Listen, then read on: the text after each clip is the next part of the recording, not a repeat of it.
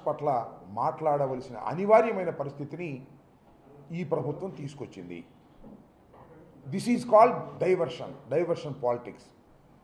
ఉన్నటువంటి లైవ్లో ఉన్నటువంటి అంశాలను పక్కకు పెట్టి మొత్తం డైవర్ట్ చేసి దృష్టిని మరల్చేటటువంటి కార్యక్రమంలో ఇవాళ తెలుగుదేశం పార్టీ, తెలుగుదేశం ప్రభుత్వం ఉందని చెప్పడానికి ఇది ఒక తాజా ఉదాహరణ. టోటల్గా రాష్ట్రంలో సంవత్సరం పాటు పరిపాలన చేసినటువంటి ఈ ప్రభుత్వం అన్ని రంగాల్లో ఫెయిల్ అయిపోయింది. ఆ రంగాల గురించి మాట్లాడవలసినటువంటి పరిస్థితి వస్తుందనేటువంటి ఉద్దేశంతో లేని విషయాన్ని ఉన్నట్టుగా చేసి, ఆ విషయాన్ని పెద్దదిగా చేసి, అది ఒక ప్రజా ఉద్యమంలాగా తీర్చిదిద్దేటటువంటి కార్యక్రమంలో ఇవాళ నారా చంద్రబాబు నాయుడు గారు, వారి ప్రభుత్వం, వారి పార్టీ, వారికి ఉన్నటువంటి మీడియా ఛానళ్ళు పనిచేయటం చాలా దురదృష్టకరమని ఈ సందర్భంగా నేను చెప్పదలుచుకున్నాను. ఇవాళ ఉదయం కొమ్మినేని శ్రీనివాస్ గారిని, ఒక సీనియర్ జర్నలిస్టుని, సాక్షిలో లైవ్ షో కండక్ట్ చేస్తున్నటువంటి కొమ్మినేని శ్రీనివాస్ గారిని ఇంటికి వెళ్ళి అరెస్ట్ చేశారు. ఇది ఒక అక్రమమైనటువంటి అరెస్టు అనేది మేము చెప్పాం. నిశితంగా పరిశీలిస్తే అది అక్రమమైనటువంటి అరెస్టే అవుతుంది. కొమ్మినేని శ్రీనివాస్ గారి గురించి రెండు మాటలు ఇక్కడ నేను చెప్పాలి. Is a most senior journalist. ఇందాక చెప్పినట్టుగా మన సజ్జల రామకృష్ణారెడ్డి గారు ఈనాడులో పనిచేశారు, ఆంధ్రజ్యోతిలో పనిచేశారు, ఈ టీవీ ఛానల్స్ వచ్చిన తర్వాత TV5లో పనిచేశారు, ఎన్టీవీలో పనిచేశారు. ఎన్టీవీలో పనిచేసినప్పుడు కొమ్మినేని శ్రీనివాస్ గారు చంద్రబాబు నాయుడు గారికి వ్యతిరేకంగా మాట్లాడుతున్నారని, అంటే వ్యతిరేకం అంటే ఆయన చంద్రబాబు నాయుడు గారికి అనుకూలంగా మాట్లాడటం, ఆయన ప్రభుత్వంలో ఉన్నప్పుడు వాళ్ళు చేస్తున్నటువంటి తప్పుల్ని ఖండించేటటువంటి కార్యక్రమం చేస్తున్నాడనేటువంటి ఉద్దేశంతో ఎన్టీవీ మీద ఒత్తిడి తీసుకొచ్చి ఆయన లైవ్ షోని ఆపేశారు.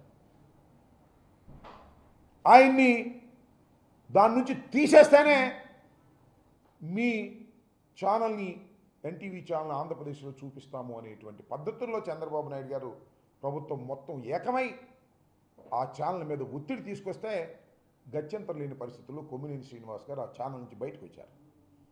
బయటకు వచ్చిన తర్వాత మళ్ళీ సాక్షిలో చేరి ఆయన లైవ్ షో కండక్ట్ చేస్తున్నారు.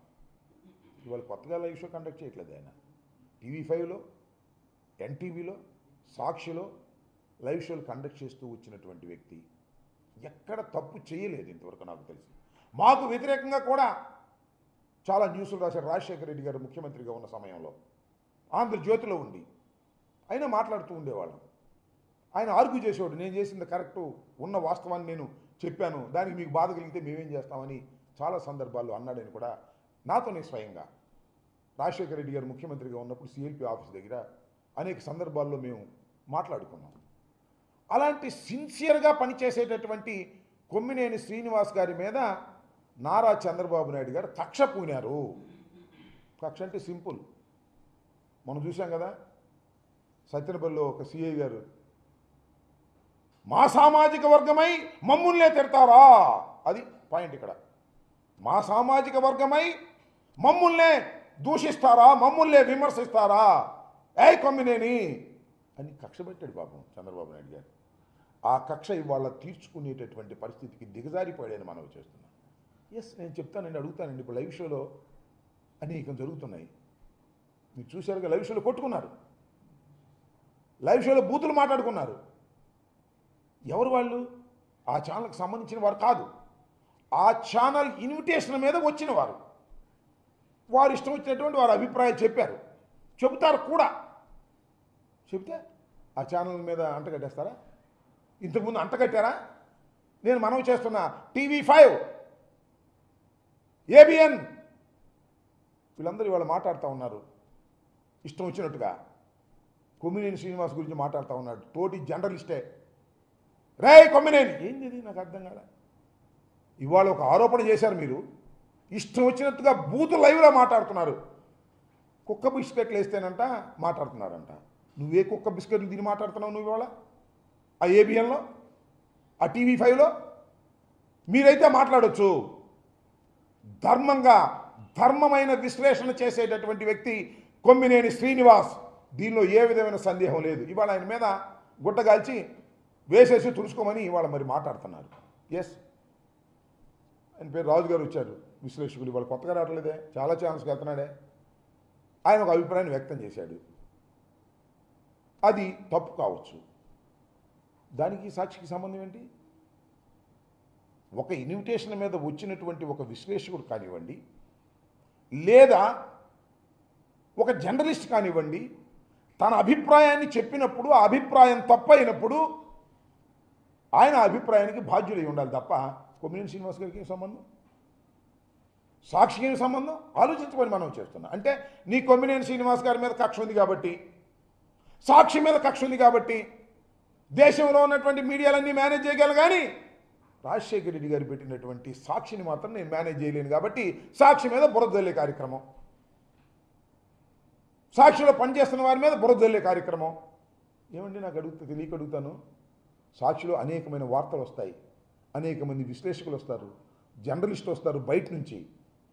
వాళ్ళు తమ అభిప్రాయాలను వ్యక్తం చేసినప్పుడు అవి తప్పైనప్పుడు వాళ్ళు క్షమాపణ చెప్తారు, చెప్పారు. దాన్ని కొమ్మినేని శ్రీనివాస్ గారికి చుట్టి, ఆ తర్వాత భారతమ్మ గారికి చుట్టి, ఆ తర్వాత జగన్మోహన్ రెడ్డి గారికి చుట్టి చంద్రబాబు నాయుడు గారు అంటారు, ట్వీట్ చేశాడు, జగన్మోహన్ రెడ్డి గారికి క్షమాపణ చెప్పాలంట. అది నీ కక్ష అంతా జగన్మోహన్ రెడ్డి గారి మీద. అమరావతి మీద ప్రేమ కాదు, అమరావతిని దోచుకునే కార్యక్రమం చేస్తున్నావు నువ్వు. దీన్ని అడ్డం పెట్టుకుని, షీల్డ్ అడ్డం పెట్టుకుని అమరావతిని ఏదో అన్నారు, అమరావతి మహిళలను అన్నారు, అమ్మల్ని అన్నారు, తమ్ముళ్ళని అన్నారు, చెల్లెళ్ళని అన్నారు, అక్కల్ని అన్నారు. బాగుంది ఎమోషన్. ఈ ఎమోషన్ తీసుకొచ్చి 4 రోజులు నడిపి సాక్షి మీద, జగన్మోహన్ రెడ్డి గారి మీద, వైఎస్ఆర్ కాంగ్రెస్ పార్టీ మీద బురద తల్లేటటువంటి కార్యక్రమాలు చేస్తున్నారు. ఇది చాలా దారుణమైనటువంటి అంశమని కూడా ఈ సందర్భంగా నేను మనవి చేస్తున్నాను. వాళ్ళందరూ చెప్తున్నారు. ఎవరు వీళ్ళందరూ? కొత్తగా పుట్టుకొచ్చిన వాళ్ళు ఏం కాదు. ఆ TV5, ఆ ABNఏ, వీళ్ళే దానిలో పనిచేసేవాళ్ళు. మా దగ్గర పనిచేసేవాళ్ళు అంటే కుక్క బిస్కెట్లు అంట, వీళ్ళు పనిచేసేవాళ్ళు నక్క బిస్కెట్లు తింటున్నారా? నాకు అర్థం కాలేదు. మీ ఇష్టం వచ్చినట్టు మాట్లాడే కార్యక్రమం చేస్తున్నారు, లైవ్లో ఇష్టం వచ్చినట్టు బూతులు ఇచ్చే కార్యక్రమం చేస్తున్నారు.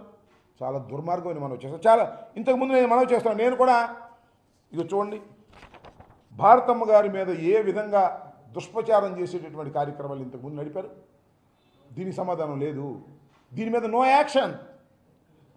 జగన్ గారి మీద ఈ విధంగా నో యాక్షన్, మా మీద చేస్తే నో యాక్షన్. TV5 7 ఈయనెవరు, చాలా ఇంతకుముందు కూడా నేను చాలా సందర్భాల్లో చెప్పాను. ఈ రకంగా మా మీద క్షణం కూడా ఖాళీ లేకోకుండా దాడులు చేస్తారు మీడియా ద్వారా. నేను స్వయంగా వెళ్ళి కిరా కార్పి, సీమరాజు, వాళ్ళు ఏం మాట్లాడుతున్నారు చూశారా మీరు? ఎన్ని బూతులు మాట్లాడతారు. నేను పోయిన మాసం వెళ్ళి నేను కంప్లైంట్ ఇచ్చా, నో యాక్షన్ టిల్ నౌ. కానీ శాటిలైట్ ఛానల్లో, జగన్మోహన్ రెడ్డి గారికి సంబంధించిన ఛానల్లో, డాక్టర్ వైఎస్ రాజశేఖర రెడ్డి గారు పట్టుదలగా ప్రారంభించినటువంటి ఛానల్లో ఏమీ జరగకపోయినా ఆఘ మేఘాల మీద వెళ్ళిపోయి కొమ్మినేని శ్రీనివాస్ గారు ఇంటిని పట్టుకొచ్చారు. ఏమిటి దారుణం అంటున్నా? అంటే మీరు ఏ మార్గం చూపిస్తున్నారు? అంటే ప్రభుత్వం దలుచుకుంటే ఏ టీవీలో పనిచేసే యాంకర్ అయినా సరే, ఎవరైనా విశ్లేషకుడు మాట్లాడితే అది అతని మీద రుద్ది వాళ్ళని తీసుకొచ్చి అరెస్ట్ చేసి కోర్టులో ప్రొడ్యూస్ చేయవచ్చుననేటువంటి ఒక కొత్త రకమైన సాంప్రదాయాన్ని తీసుకొస్తున్నారు మీరు. ఈ సమాజానికి ప్రమాదం కాదా? ఇది రైట్ అవుతుందా మీడియాకి? మీడియాకి కొంత స్వేచ్ఛ ఉంటుంది. స్వేచ్ఛ ఉంటుంది కదా అని చెప్పి ఇష్టం వచ్చినట్టు మాట్లాడటానికి అంగీకరించకపోవచ్చు. ఏం కేసులు పెట్టారని దానిలో SC ST case Kommineni Srinivas గారు బెయిల్ రాకోకుండా ఏం చేయాలి, కొన్నాళ్ళు అట్టి పెట్టాలి అని బెయిల్ రాకోకుండా ఉండేందుకు వీలైనటువంటి సెక్షన్స్ అన్నీ పెట్టి అరెస్ట్ చేసి తీసుకొచ్చి సాయంత్రం కోర్టులో ప్రొడ్యూస్ చేస్తారు. సాయంత్రం రేపు పొద్దున వాళ్ళ ఇష్టం. ఇదంతా ఒక ఆర్గనైజ్డ్గా. ముందు మన లోకేష్ గారు ట్వీట్ చేస్తాడు, ఆ తర్వాత చంద్రబాబు నాయుడు గారు ట్వీట్ చేస్తారు, ఆ తర్వాత మన ఉప ముఖ్యమంత్రి గారు ట్వీట్ చేస్తారు. ఇది అన్యాయం, అక్రమం, దీన్ని సహించం అని ఒక రకమైన వాతావరణాన్ని, కృత్రిమ వాతావరణాన్ని క్రియేట్ చేస్తారు. ఇది చాలా సీరియస్ ఇష్యూ ఇవాళ రాష్ట్రంలో, ఇంకొక ఇష్యూనే లేదు అనేంత స్థాయిలో ఈనాడు, ఆంధ్రజ్యోతి, ఈ పత్రికలన్నీ ముందు రాస్తాయి, వాళ్ళకు ఉన్నటువంటి చిన్న చిన్న ఛానల్స్ గుప్పిస్తూ ఉంటాయి, ఇష్టం వచ్చినట్టుగా గుప్పించి ఇంతకు తప్ప ఈ రాష్ట్రంలో మరొక సమస్యే లేదు, తక్షణమే కొమ్మినేని శ్రీనివాస్ అని ఉగ్రవాదిని అరెస్ట్ చేయడం తప్ప మార్గం లేదు అనేటువంటి వాతావరణాన్ని కృత్రిమంగా తీసుకొచ్చేస్తారు. కృత్రిమంగా తీసుకొచ్చేసి అరెస్ట్ చేసేస్తారు, కోర్టులో ప్రొడ్యూస్ చేస్తారు, బెయిల్ రాకుండా కింద మీద పెడతారు, భయపెట్టేస్తారు, భయపెట్టిపోయి పారిపోవాలి ఎవడైనా సరే. సాక్షి ఛానల్ మీద కూడా కక్ష మీకు. ఆ ఛానల్ని ఏ విధంగా ఆపాలని అనేక సార్లు ఇంతకుముందు మీరు ప్రయత్నాలు చేశారు. చంద్రబాబు నాయుడు కాంగ్రెస్ కలిసి కుట్రలు పడ్డాయి, కేసులు పెట్టారు, అయినా సాక్షి జడవకోకుండా ముందుకు జరుగుతూ ఉంది. రాజశేఖర రెడ్డి గారు చనిపోయిన తర్వాత, జగన్మోహన్ రెడ్డి గారు రాజకీయాల్లో నిమగ్నమైపోయిన తర్వాత, జగన్మోహన్ రెడ్డి గారి సతీమణి భారతమ్మ గారు దాన్ని ఆర్గనైజ్ చేసుకుంటున్నారు. భారతమ్మ గారు మీద పడతారు, భారతమ్మ క్షమాపణ చెప్పాలంటారు, జగన్మోహన్ రెడ్డి గారు క్షమాపణ చెప్పాలంటే సాక్షాత్తు చంద్రబాబు నాయుడు గారు అంటున్నాడు క్షమాపణ చెప్పాలని. కొన్ని వందల డిబేట్లు జరుగుతూ ఉంటాయి ప్రతి ఛానల్లో కూడా. ఆ వందల డిబేట్లు జరుగుతూ ఉన్నప్పుడు డిబేట్కు ఆహ్వానించబడినటువంటి ఒక విశ్లేషకుడో లేకపోతే మరొకరో మాట్లాడుకుంటేనో, కొట్టుకుంటేనో, చెప్పులతో లేకపోతే తోసుకుంటేనో, వాళ్ళు ఇష్టం వచ్చిన బూతులు తిట్టుకుంటేనో ఆ ఛానల్ని బలి చేస్తారా? అలా బలి చేసేటటువంటి ఒక సాంప్రదాయాన్ని మీరు తీసుకొచ్చారు కదా, కాసుకోండి. ఇక మనం చేసుకున్నాం. సాక్షి మీదకి వెళ్ళి దాడి చేస్తారా? ఓ 10 మంది లేడీస్ని తీసుకెళ్ళి సాక్షి మీదకి వెళ్ళి కోడిగుడ్లు వేసే కార్యక్రమం. ఇలాంటివన్నీ కూడా సమాజంలో మీరు ఎక్కడికి పోతున్నారో ఆలోచించుకోవాల్సిన అవసరం ఉందని మనం ఎప్పుడు. మీ రోజులు కావివి, రోజులు మారతాయి. అనేక మంది ఛానల్స్లో పెట్టి, మీరు యూట్యూబ్ ఛానల్స్ పెట్టి ఆ కిరా కార్పీని, ఆ సీమరాజుని పెట్టి తిట్టిస్తున్నారు. వాళ్ళ మీద కంప్లైంట్స్ ఇస్తేనేమో పోలీసు వారు కేసు రిజిస్టర్ చేస్తే ఊరుకోరు లోకేష్ గారు. ఏమిటి అన్యాయం అంటున్నా? 10 మందిని పోగు చేసి గందరగోళం చేసి దౌర్జన్యం చేసేటటువంటి కార్యక్రమాలు మీరు చేస్తున్నారు. ఒక వరుస ప్రకారం, ఒక పద్ధతి ప్రకారం ముందేమో తెలుగుదేశం పార్టీ నుంచి ట్వీట్ చేస్తారు, తర్వాత నారా లోకేష్ గారు ట్వీట్ చేస్తాడు, తర్వాత చంద్రబాబు నాయుడు గారు ట్వీట్ చేస్తారు, తర్వాత ఏమో పవన్ కళ్యాణ్ గారు ట్వీట్ చేస్తారు. హైప్ చేసుకుంటూ రావడం అనమాట. హైప్ చేసుకుంటూ వచ్చి వెళ్ళి కొమ్మినేని శ్రీనివాస్ గారిని వెళ్ళి పట్టుకొచ్చేస్తారు. 70 ఏళ్ల వయసు కలిగినటువంటి కొమ్మినేని శ్రీనివాస్ గారు ఈజ్ నాట్ ఏ క్రిమినల్, ఒక జర్నలిస్టు.